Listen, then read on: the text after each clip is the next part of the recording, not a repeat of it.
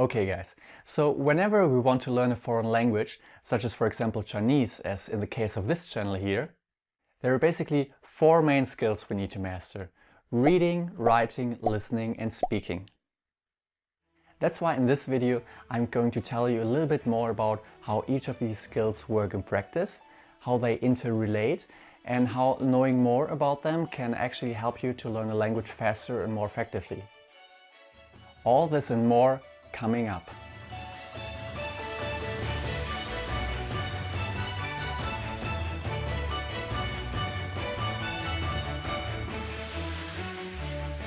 Hello everybody, 欢迎回来 Mandarin Language. My name is Matt, also known as Martin C, and in this video I'm going to tell you a little bit more about the four skills of language learning. So in my last two episodes I was telling you about two of the best dictionary tools for looking up unknown Chinese characters. If you haven't watched those, you can find them up here. In this video, I want to lay the basic foundation for the future videos by giving you some theoretical background knowledge on how language learning works in practice. You're going to learn what the four skills are and how they operate, how you can use the four skills to make faster learning progress, and what all of this has to do with icebergs. 好的，那咱们就开始吧。What are the four skills and how do they operate? So, as I said at the beginning, the four skills of language learning are reading, writing, listening, and speaking. In order to master a foreign language well, we need to have a good level in all four of these categories. But it's totally natural to be stronger in some of them than in others. 是不是? On the one side, we have speaking and writing, which are both so-called productive skills. We use them to generate output and actively communicate our thoughts and ideas with others. Listening and reading, by contrast, are so-called receptive skills. This means that you need a lot of input in order to develop these two skills further. Moreover, you might have noticed that speaking and listening are both sound-based skills, while writing and reading are text-based skills. And this brings us right to the second part of this video. How to use the four skills to make faster learning progress. So how does knowing all this theory actually helps you with your language studies? First of all, you need to be conscious and aware of how strong you consider yourself in each of these four skills.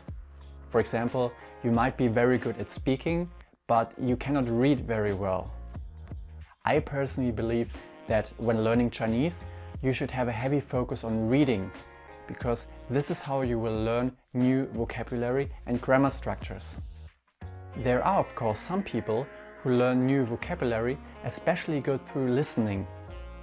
But in the case of Chinese, this is a bit difficult because there are too many words that have exactly or very similar pronunciation. So focus on reading, guys. However, it is still a good idea to keep all four skills balanced out and identify those skills that are the weakest and work on those. It's exactly these weak skills or bottlenecks that keep you from making greater and faster progress in your language learning. So how do we solve this? By using the right type of learning material or learning activity that will help us to train exactly those weak skills. This can mean that if we want to further develop our writing skills, we might need a completely different training than if we want to develop our speaking abilities, even though both of them belong to the productive skills.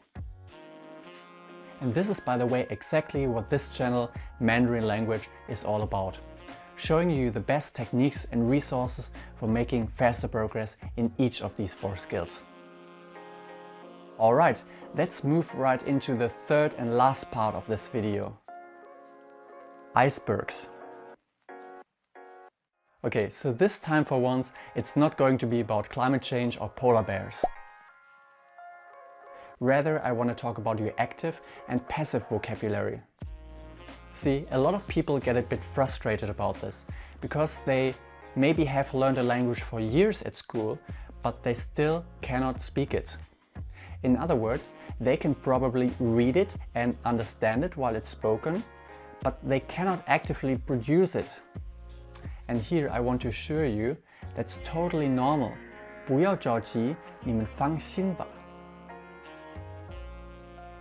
In fact, your active vocabulary, the one you use for your output skills, speaking and writing, will always be just the tip of the iceberg of all the words you have ever learned.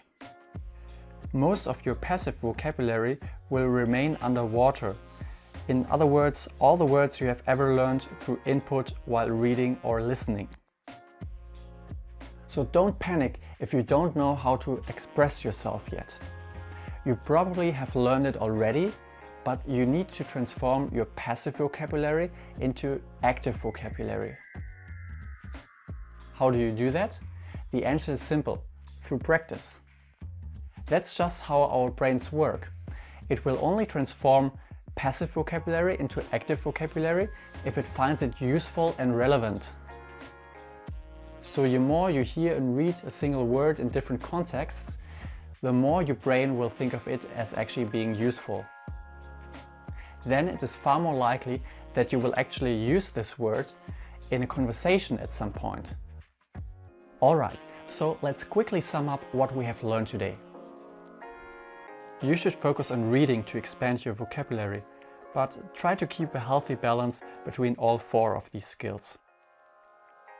And you should also pay attention to your weaker skills, because making progress there will also positively influence the other skills.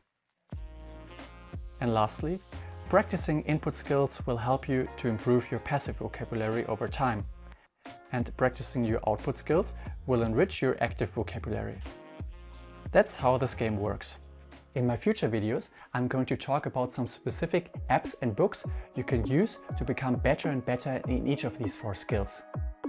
So stick around for improving your Chinese reading, writing, listening and speaking.